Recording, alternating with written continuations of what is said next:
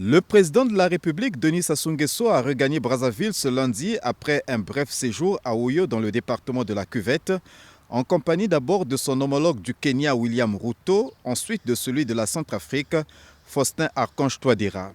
Le premier, en visite d'État, entamé le 7 juillet dernier dans la capitale congolaise, l'a poursuivi le jour suivant au bord de l'Alima par son passage dans les unités de production à l'actif de son homologue congolais.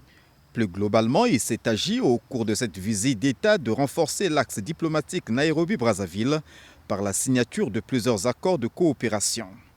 Dans cette dynamique, Denis Sassou Nguesso perçoit la nécessité, voire l'urgence, d'élargir la base contributive nationale à l'effort commun d'édification du continent, à l'instar de la ZLECAf, zone de libre-échange continentale africaine. Avec le PND 2022-2026 qui lui sert de puissant levier de diversification de l'économie nationale, le président de la République compte notamment sur l'appui des acteurs étatiques et non étatiques qui ne se complaisent pas à être de simples spectateurs. Le second, le président centrafricain Faustin Archange Touadéra, lui, a été en visite de travail à Oyo. Son pays, la RCA, entretient de bons rapports avec le Congo. Au plus fort de l'instabilité dans ce pays d'Afrique centrale, le président Denis Sassou Nguesso, en raison de son expérience dans le règlement des différends en Afrique, a été médiateur dans la crise centrafricaine avec toutes les contraintes qu'impose pareille entreprise.